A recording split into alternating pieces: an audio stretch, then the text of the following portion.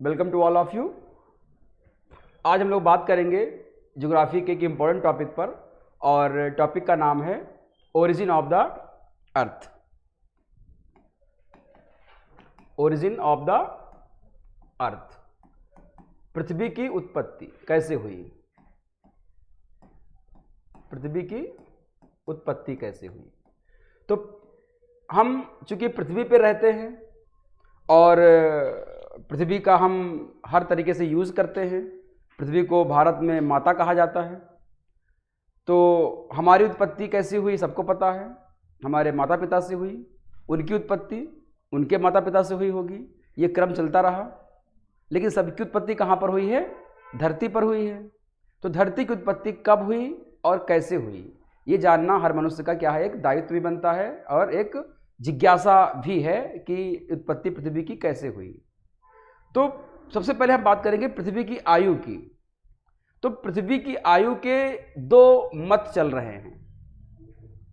एक मत के अनुसार पृथ्वी की आयु 4.6 बिलियन वर्ष है, और ये जो आयु बताई गई है ये जो धूमकेतु की स्टडी करके बताई गई है, उल्कापिंड जो पृथ्वी पर पड़ते हैं उनका, और चट्टानों का अध्ययन करके बताया गया है कि पृथ्वी की आयु कितनी है।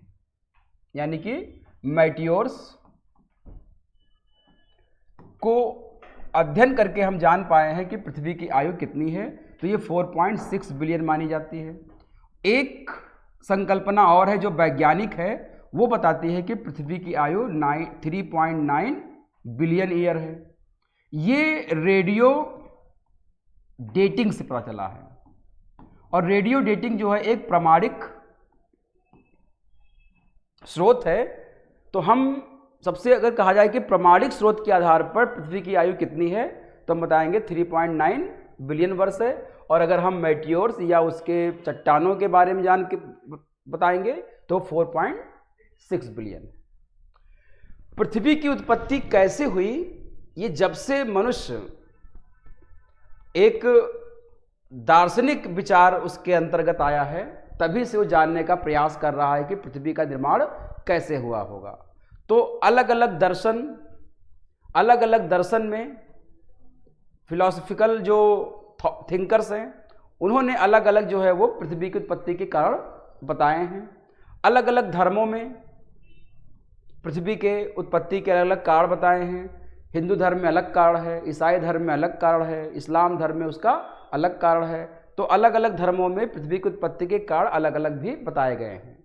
लेकिन अगर हम बात करते हैं लॉजिकल, तार्किक या विज्ञान पर आधारित, जो प्रामाणिक तर्क जो दिया गया है कि पृथ्वी की उत्पत्ति कैसे हुई होगी, हमारे कोर्स में और एक पढ़े लिखे इंसान को इसी विश्वास करना चाहिए, क्योंकि ये लॉजिक पर बेस्ड है और आगे चल करके वैज्ञानिक परंपराओं पर सटीक बैठता है।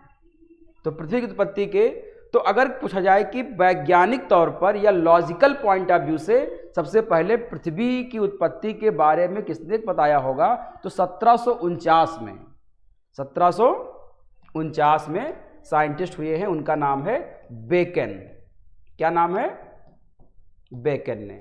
तो सबसे पहले पृथ्वी की उत्पत्ति के बारे में सही जानकारी यानी कि लॉजिकल इंफॉर्मेशन देने वाले वैज्ञानिक कौन थे? बेकन थे, 1749 में।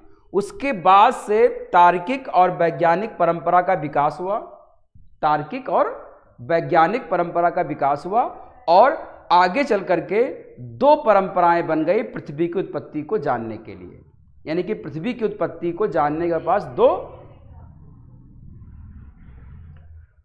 पृथ्वी की ओरिजिन को जानने के हमारे पास दो तरह के प्रमाण हैं। दो तरह के प्रमाण हैं। एक को कहा जाता है एक तारक संकल्पना, एक तारक संकल्पना। यानी कि इसका मानना है कि पृथ्वी का निर्माण और जितने भी ग्रह हैं, पृथ्वी के अलावा जो 8 और ग्रह हैं, अगर हम प्लूटो को ले लें तो एक वो भी सब मिलाकर के किससे बने हुए हैं? केवल एक तारे से बने हुए हैं। और एक है आपका द्वैत तारक संकल्पना। द्वैत तारक संकल्पना, यानी कि ये संकल्पना कहती है कि दो तारे थे और उन दो तारों से क्या हुआ है, पूरे सौर मंडल का निर्माण हुआ है। दो तारे थे, मोनिस्टिक कहते हैं इसको, अंग्रेजी में क्या कहेंगे, मोनिस्टिक, या इसी को पैरेंटल हाइपोथेसिस कह देते हैं। मोनिस्टिक मतलब होता है एक तारा रहा होगा उसी से बना है तो उसको मोनिस्टिक कह देते हैं या पैरेंटल, और एक होता है ड्यूअलिस्टिक। ड्यूअल मतलब दो, ड्यूअलिस्टिक, और इसको ड्यूअल बाई पैरेंटल कह देते हैं। क्या कह देंगे, बाई पैरेंटल हाइपोथेसिस। तो हमारे पास दो संकल्पनाएं हैं पृथ्वी की ओरिजिन को जानने के, एक तारक और द्वैत तारक। यानी कि यह संकल्पना जिसमें माना गया कि एक ही तारे से पूरे सौरमंडल का निर्माण हुआ है, और एक संकल्पना कहती है कि एक नहीं दो तारे थे, उनसे किसका निर्माण हुआ है, पूरे सौरमंडल का निर्माण हुआ है। और जब सौरमंडल का निर्माण होगा तो उसी तो पृथ्वी हमारी है, तो जब सौरमंडल बनेगा तो पृथ्वी भी उसी में बन जाएगी। तो अगर हम सौरमंडल के निर्माण को समझ लें तो पृथ्वी के निर्माण को हम समझ सकते हैं। तो एक तारक सिद्धांत को देने वाले यहां पर दो सिद्धांत हैं, एक कांट हैं, कौन है, कांट, और एक है लैपलास। ये दो लोगों ने एक तारक सिद्धांत दिया था। कांट का नाम आप सुनते होंगे, ये एक फिलॉसफर भी हैं, जियोग्राफर भी हैं, मैथमेटिशियन भी हैं, दार्शनिक, मतलब हर फील्ड में इनका नाम आता है। इनका पूरा नाम है इमैनुअल कांट। तो इमैनुअल कांट ने जो है वो सिद्धांत दिया था कि जो पृथ्वी है वो एक तारे से बनी है, और पृथ्वी के अलावा जो भी और ग्रह हैं और जो सोलर सिस्टम है वो सब किससे बना हुआ है, केवल एक तारे से बना है। तो इनके सिद्धांत को कहा जाता है गैसियस हाइपोथेसिस, गैसीय संकल्पना। क्या कहते हैं, गैसीय संकल्पना कहते हैं। क्या है, इसको हम लोग समझते हैं अभी। गैसीय संकल्पना या गैसीय संकल्पना कहते हैं। कांट ने क्या कहा था, गैसीय संकल्पना बताया इन्होंने, और इन्होंने नेबुला संकल्पना दिया। क्या दिया, नेबुला, इसको निहारिका कहते हैं। नेबुला संकल्पना या निहारिका संकल्पना, नेबुला या निहारिका संकल्पना। तो लाप्लास और कांट ने एक तारक संकल्पना दी। तो क्वेश्चन कैसे आएगा कि एक तारक संकल्पना देने वाले इनमें से वैज्ञानिक कौन कौन से हैं, तो दो ही दे देगा, जैसे दे देगा। तो एक तारक का मतलब हो गया कि पूरा पृथ्वी जो है वो केवल एक तारे से बनी है। और कुछ विद्वान है वो क्या कहते हैं कि पृथ्वी को बनने के लिए कम से कम दो तारों की आवश्यकता थी। इसमें सबसे पहला नाम आता है चैम्बरलिन का, चैम्बरलिन की ग्रहाणु परिकल्पना, प्लेनेटिसिमल हाइपोथेसिस ऑफ चैम्बरलिन। चैम्बरलिन की ग्रहाणु संकल्पना, इसके बारे में अभी एक एक समझते हैं हम क्या कहना चाहते हैं ये। तो पहला कौन सा है, चैम्बरलिन की ग्रहाणु संकल्पना। ग्रहाणु मतलब होता है ऐसे अणु जिनसे ग्रह बनेंगे, ग्रहों के अणु की संकल्पना किसने दी थी, चैम्बरलिन दी थी। इसको हम लोग कह देते हैं प्लेनेटिसिमल,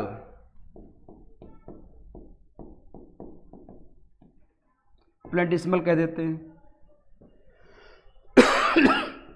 तो चैम्बरलिन ने क्या कहा कि ग्रहाणु जो भी बने हुए किससे बने हुए हैं, ग्रहों के अणुओं से बने हुए हैं, और कम से कम कितने तारे होंगे वहां पर, दो तारे मिलकर के उसको बनाएंगे। अगला है जेम्स जीन्स की संकल्पना। किसकी, जेम्स जीन की संकल्पना। इसको टाइडल हाइपोथेसिस कहा जाता है। क्या कहा जाता है, tidal hypothesis, tidal hypothesis, tidal hypothesis. ज्वारीय संकल्पना कहते हैं इसको। क्या कहेंगे, तो ज्वारीय संकल्पना कहती थी जेम्स टाइडल, जे से जेम्स और जे से ज्वारीय, याद रखिएगा। तो जेम्स जीन्स ने क्या दिया था? ज्वारीय संकल्पना दी। अगला है बाइनरी स्टार हाइपोथेसिस, द्वितारक संकल्पना, ये रसेल ने दिया था। दिया था रसेल ने। Binary star hypothesis, binary star hypothesis, द्वितारक संकल्पना कहते हैं इसको, द्वितारक नाम से ये द्वैतारक, तो द्वितारक संकल्पना कैसे दी थी? रसेल ने दी थी। और एक है ओटो स्मिथ, चौथा नंबर पे आ जाएगा Otto Smith, OTTO, Otto Smith, Otto Smith ने। तो ओटो स्मिथ किस में आते हैं? द्वैतारक में आते हैं, यानी कि इन्होंने भी द्वैतारक सिद्धांत पर अपनी व्याख्या की थी। इनके इंटरस्टेलर डस्ट पार्टिकल, इनका क्या था? Interstellar dust particle, Interstellar dust particle. यानी कि एक बार इसको देखिएगा, अगर आपसे बात की जाए कि जो पृथ्वी की ओरिजिन है, एक बार इसको समझिएगा, पृथ्वी की जो ओरिजिन है इसको बताने की हमारे पास दो संकल्पनाएं हो गई। एक कौन सा हो गया? मोनिस्टिक, यानी कि एक तारक संकल्पना। इसको देने वाले कौन कौन से हैं? कांट एंड लैप्लास हैं। ठीक है, इन्होंने क्या दिया था? गैसियस हाइपोथेसिस दिया, और इन्होंने नेबुलर हाइपोथेसिस दे दिया। क्लियर? और आपके जो हैं इसको क्या कहेंगे? ड्युअलिस्टिक हाइपोथेसिस, यानी कि द्वैत तारक संकल्पना। इसमें कौन कौन से आते हैं? चैम्बरलिन आते हैं, जेम्स जीन आते हैं, इसमें आपके रसेल आते हैं, सॉरी कौन आता है? रसेल आते हैं, और ओटो स्मिथ आते हैं। क्लियर? चैम्बरलिन की क्या है? ग्रहाणु परिकल्पना। जेम्स जीन की ज्वारीय परिकल्पना। रसेल की क्या है? द्वैतारक परिकल्पना। और इनकी क्या है? Interstellar particle, Interstellar dust particle परिकल्पना। क्लियर? तो अब क्वेश्चन क्या बनेगा कि जो है पृथ्वी की ओरिजिन के कौन से सिद्धांत है, कौन से हाइपोथेसिस हैं? तो दो हाइपोथेसिस हो गए, एक हो गया आपका एक तारक, एक कौन सा हो गया? दो तारक। एक तारक किसने बताया था आपका? कांट ने और लैप्लास ने। कांट का क्या है? गैसियस हाइपोथेसिस, और लैप्लास का क्या है? Nebular hypothesis. ड्यूअल स्टिक में क्या है आपका? चैम्बरलिन की ग्रहाणु परिकल्पना, जेम्स जीन की ज्वारीय परिकल्पना, रसेल की द्वैतारक परिकल्पना, और ओटो स्मिथ की आपका इंटरस्टेलर डस्ट पार्टिकल। क्लियर? अब बात आती है कि जो कांट ने क्या बताया, लैप्लास ने क्या बताया, इनके सिद्धांत क्या हैं। तो आइए पढ़ते कांट ने क्या कहा था। कांट के अनुसार पृथ्वी का निर्माण कैसे हुआ होगा? तो कांट ने कहा कि एक बहुत बड़ा क्या था? पिंड था। एक क्या था? बहुत बड़ा पिंड था, और इस पिंड को इन्होंने क्या कहा? नेबुला कहा। क्या कह दिया? नेबुला कह दिया। और इन्होंने बताया कि इस बड़े पिंड से ही रिंग के फॉर्म में 9 रिंग निकले। इसमें से कितने रिंग निकले? 9 रिंग निकले। और वही 9 रिंग क्या हो गए? इसके चारों तरफ चक्कर लगाने लगे, और वही 9 रिंग में से एक हमारा क्या हो गया? पृथ्वी हो गई, बाकी 8 ग्रह हो गए। ये बात किसने कही थी? कांट। तो कांट के अनुसार कि एक नेबुला था, एक क्या था? नेबुला। उस नेबुला से 9 क्या निकलते हैं? रिंग निकलते हैं, और यही रिंग आगे चल के क्या बन जाते हैं? बन जाते हैं प्लैनेट। और ये जो निकले थे 9 रिंग, वो एक रिंग ऐसे निकला होगा, फिर एक रिंग ऐसे निकला होगा, फिर एक रिंग ऐसे निकला होगा, फिर एक रिंग ऐसे, इस तरह से 9 रिंग निकले। और ये 9 रिंग जो थे वो गैसियस फॉर्म में थे। बाद में क्या हुई? ये कंडेंस होकर के ठोस बन गए, और उन्होंने जैसे मरकरी का, वीनस का, अर्थ का, मार्स का निर्माण कर लिया। तो कांट के अनुसार एक नेबुला से 9 रिंग निकलते हैं और वही 9 रिंग आगे चल के क्या बन जाते हैं? प्लेनेट बन जाते हैं। ये बात किसने कही थी? लेकिन इनकी सबसे बड़ा ड्रॉबैक क्या है कि जो ये नेबुला है ये चीजों को अपनी ओर क्या करता है? आकर्षित करता है। तो ये निकलने कैसे दिया?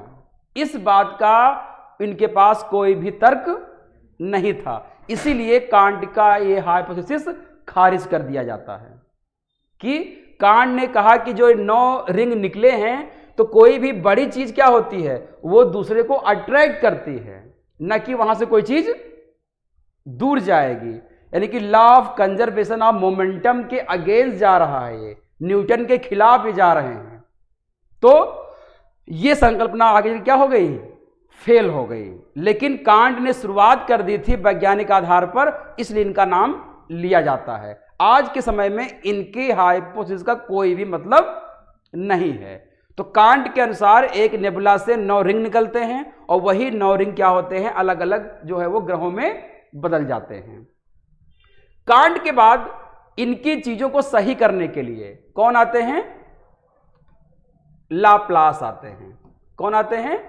लाप्लास आते हैं। लाप्लास कांट की जो कमियां थी उसको ये सही करने के लिए जो है वो आगे अपना काम करते हैं। कांट लैप्लास के अनुसार था तो नेबुला ही, एक ही स्टार था, है तो ये नेबुला ही, लेकिन इस नेबुला से 9 रिंग नहीं निकलते हैं। इस नेबुला से केवल 1 रिंग निकलता है। क्या निकलता है? 1 रिंग निकलता है। और इस 1 रिंग से आगे चल करके जो है वो क्या होता है? अलग अलग जो है छोटे रिंग में ये निकल आते हैं और ये सारे रिंग इसके चारों तरफ घूमने लगते हैं। तो लाप्लास के अनुसार नेबुला से केवल क्या निकला था? 1 रिंग निकला। और कांट के अनुसार नेबुला से कितने रिंग निकलते हैं? 1 2 3 4 5 6 7 8 और 9 रिंग निकलते हैं इनके अनुसार। लेकिन लैप्लास ने कहा कि केवल कितने रिंग निकलेंगे?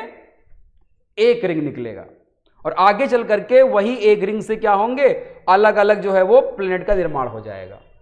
तो ये दोनों सिद्धांत किस पर आधारित थे? एक तारक पर सिद्धांत पे आधारित थे। किस पर आधारित थे?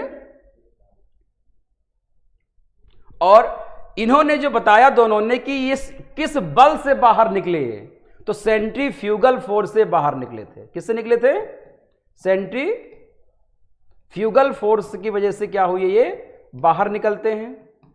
और चूंकि सेंट्रीफ्यूगल फोर्स बाहर निकलता है तो जैसे ही इन्होंने सेंट्रीफ्यूगल फोर्स का नाम लिया, law of conservation of momentum को इन्होंने क्या कर दिया? खारिज कर दिया। यानी कि दोनों के सिद्धांत जो है सही नहीं थे, लेकिन शुरुआत कर दी थी, इसलिए इनका नाम आता है। तो कांट और लाप्लास जो है वो एक तारक सिद्धांत को देने वाले वैज्ञानिक हैं। तो एग्जाम में पूछा जाएगा एक तारक सिद्धांत किसने दिया था? तो 2 लोग हैं। कौन कौन से? कांट और लाप्लास। कांट और लाप्लास में अंतर क्या है? कांट ने कहा एक बड़ा नेबुला रहा होगा, निहारिका, उस निहारिका से एक एक करके 9 रिंग निकलते हैं गैसियस फॉर्म में, और वो अलग करके पूरे पूरे अलग अलग क्या बन जाते हैं? ग्रह बन जाते हैं। लेकिन इन्होंने कहा कि लाप्लास ने कहा कि नहीं, 9 रिंग नहीं निकलते हैं, नेबुला से केवल 1 ही रिंग निकलता है। बाद में उससे क्या होते हैं कि अलग अलग 9 रिंग बनते हैं और उससे जो है वो प्लेनेट का निर्माण होता है। आज के समय ये दोनों खारिज हैं, इसका कोई मतलब नहीं है। चूंकि दिया था इसलिए हम लोगों को इसको क्या करना होता है? पढ़ना होता है। क्लियर? अब बात आती है द्वैत तारक में। द्वैत तारक में तो द्वैत तारक की अगर हम बात करते हैं तो पहला सिद्धांत इसमें आता है किस चीज का? चैम्बरलिन का। किसका आता है? चैम्बरलिन। और चैम्बरलिन ने क्या दिया था?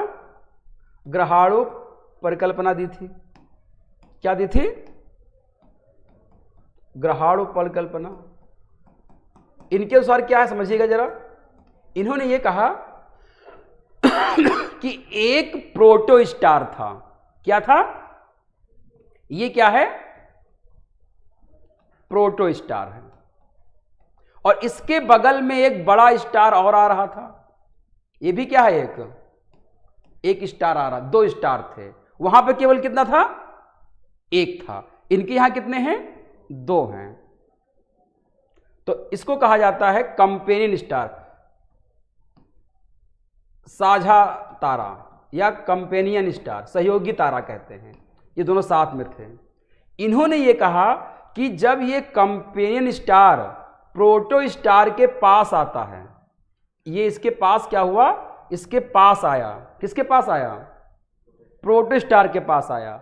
साझा तारा जब प्रोटो स्टार के पास आया तो इसने क्या किया कि इसमें एक बहुत अधिक क्या हुआ? डिस्टरबेंस क्रिएट कर दिया। किसमें? और इसके डिस्टरबेंस से क्या हुआ? बहुत सारे पार्टिकल जो हैं क्या हो गए?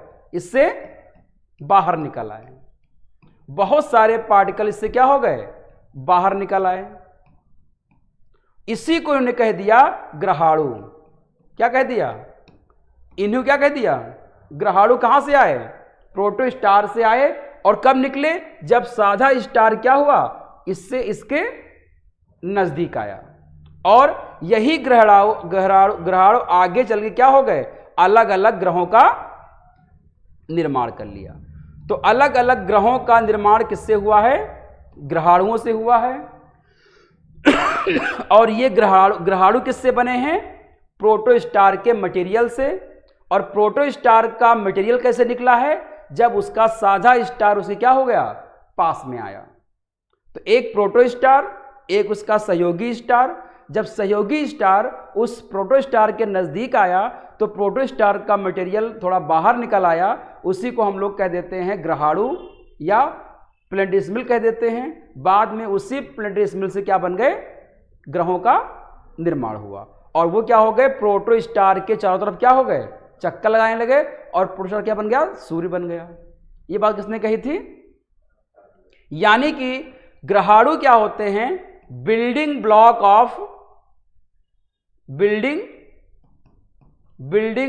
Of planet. प्लैनेट ये क्या होते हैं? बिल्डिंग ब्लॉक होते हैं। तो किसके अनुसार? चैम्बरलिन के अनुसार। ये बात सही नहीं है, लेकिन चैम्बरलिन के अनुसार जो है वो प्लैनेट के बिल्डिंग ब्लॉक क्या हैं? ग्रहाणु हैं।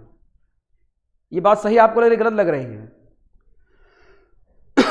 नहीं सही लग रही है, क्योंकि ये पार्टिकल निकल करके 9 ग्रह कैसे बन जाएंगे?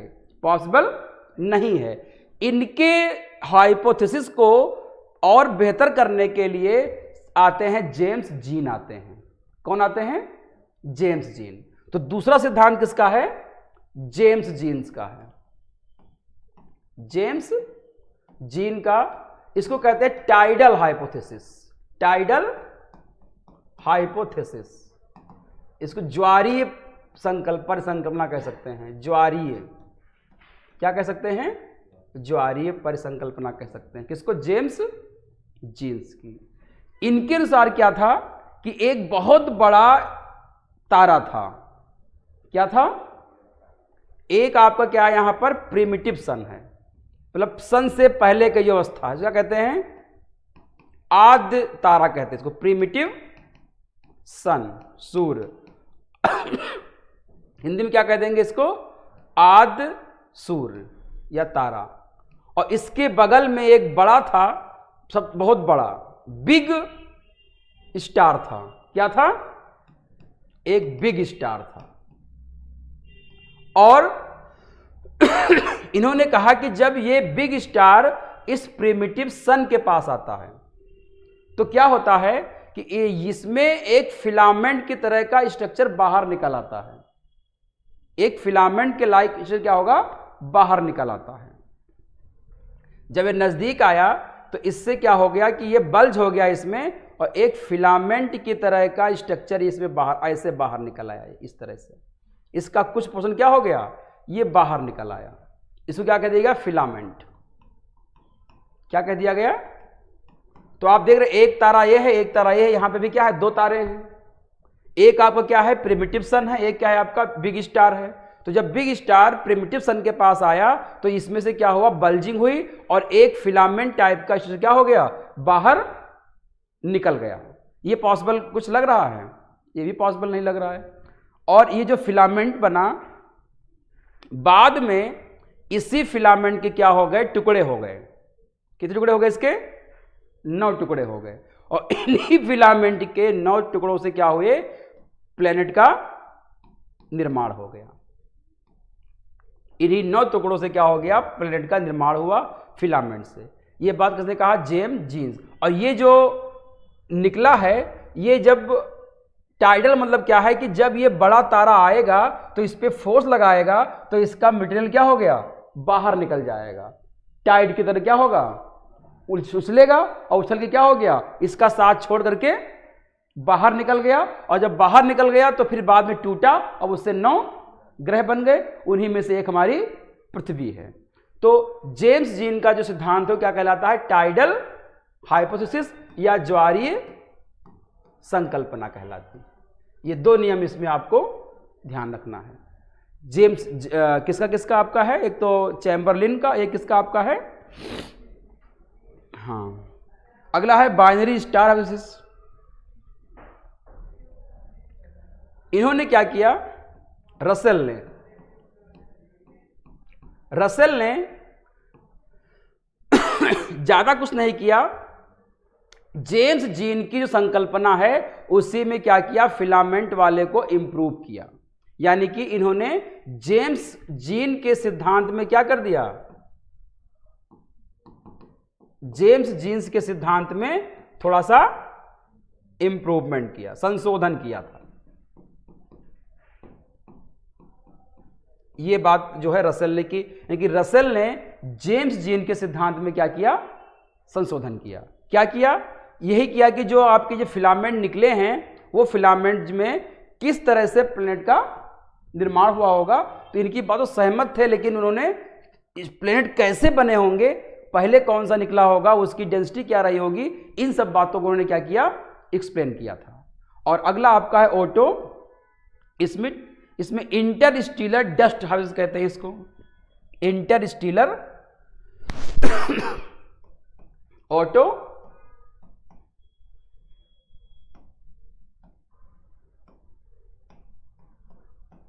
Smith Interstellar dust hypothesis, Interstellar dust hypothesis. इनके मतलब क्या है कि जो 2 स्टार हैं, 2 स्टार थे और जब ये स्टार इसके पास आया तो इन दोनों के बीच में क्या थे, डस्ट पार्टिकल थे। किसके बीच में, 2 ग्रहों के, 2 स्टार के बीच में, स्टार 1 और स्टार 2, इन दोनों के बीच में क्या थे, डस्ट पार्टिकल थे। और ये जब नजदीक आए तो इनके दोनों के ग्रेविटेशनल फोर्स से क्या हो गए कि ये जो डस्ट पार्टिकल थे आपस में चिपक गए और 9 ग्रहों का क्या किया, निर्माण किया। तो इनके अनुसार 2 तारों ने क्या किया है, 9 ग्रहों का निर्माण किया है। तो ये भी कोई संकल्पना अच्छी नहीं है। तो बस केवल आपको याद करने के लिए एग्जाम के पॉइंट से आपको ध्यान देना है। तो अगर एक चार्ट के अकॉर्डिंग हम आपको बताएं, पूरा जो समझाया गया है उसको समझिएगा। वो ये है origin of earth. Origin of earth को अगर हम बात करते हैं तो आप देखेंगे यहाँ पर 2 सिद्धांत हैं। एक आपका मोनिस्टिक यानी कि एक तारक, और ये कौन सा है आपका डुअलिस्टिक यानी कि द्वैत तारक। क्लियर। मोनिस्टिक में केवल 2 सिद्धांत हैं। एक किसका है, कांट का, एक किसका है, कांट का। कांट क्या कहते हैं, गैसियस हाइपोथेसिस। और एक किसका है आपका, लाप्लास का है। ये क्या कह देते हैं आपका, नेबुलर हाइपोथेसिस। और डुअल में आपका एक कौन सा है, चैम्बरलिन का, इनका क्या है, प्रेडिसमिल यानी कि ग्रहाणु परिकल्पना, हाइपोथेसिस। एक आपका किसका है, जेम्स जीन का टाइडल हाइपोथेसिस, टाइडल हाइपोथेसिस। एक आपका किसका है, रसेल का, रसेल का, इसमें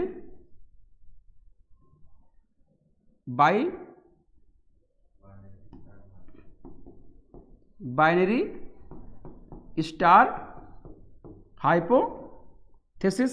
और एक आपका किसका है, ओटो स्मिथ का, इनका क्या है, इंटरस्टेलर डस्ट हाइपोथेसिस। लेकिन ये जो सिद्धांत आपके हैं ये बहुत ज़्यादा सही नहीं माने जाते हैं, तो आगे चल करके हम देखेंगे कि इसमें और क्या इम्प्रूवमेंट हुए हैं। तो लगातार जैसे जैसे विज्ञान में प्रगति हो रही है वैसे वैसे क्या हो रहा है कि नए नए शोध हो रहे हैं और अलग अलग वैज्ञानिक जो हैं अपना अपना सिद्धांत दे रहे हैं। उसमें से अगर कुछ नाम रखेंगे हम, तो एक कभी हाल ही में बात हुई है, सैफिड हाइपोथेसिस दिया गया है, एक है बनर्जी इलाहाबाद के, तो वो खैर उतना इम्पोर्टेंट नहीं है। तो जैसे जैसे क्या होगा कि रिसेंट डेवलपमेंट होते रहेंगे वैसे वैसे क्या होगा, नए नए हाइपोथेसिस आते रहेंगे और उसके अकॉर्डिंग जो है वो विज्ञान और जो है साइंटिस्ट वो नई नई थ्योरी जो है वो देते रहेंगे। तो ये ध्यान रखिएगा। अब बात आती है कि यूपीएससी के एग्जाम में इस पर क्वेश्चन कैसे बनेगा। तो यूपीएससी के एग्जाम में क्वेश्चन ये बनेगा कि पृथ्वी की उत्पत्ति के सिद्धांत देने वाले पहले व्यक्ति का नाम क्या था, तो बेकन थे, ये ध्यान रखिएगा लॉजिकल टर्म पे। फिर पृथ्वी उत्पत्ति के सिद्धांत के किस तरह के सिद्धांत हैं, तो दो तरह के हैं, एक तारक एंड द्वितारक। एक तारक को मानने वाले कौन कौन से हैं, कांट और लैप्लास हैं। द्वितारक को मानने वाले कौन कौन से हैं, चैम्बरलिन हैं, जेम्स जीन हैं, आपके रसेल हैं और आपके ऑटो स्मिथ हैं। इसके अलावा बहुत सारे हैं, तो वो आपको ध्यान में रखना है। और द्वितारक में और एक तारक में बेसिक डिफरेंस क्या है, तो एक तारक में केवल एक तारा का यूज़ किया गया है, द्वितारक में दो तारों को यूज़ किया गया है। तो ये पूरा आपका क्या है कि ओरिजिन के बारे में बताता है। तो आज यही रोकते हैं, फिर हम लोग अगली क्लास में मिलेंगे।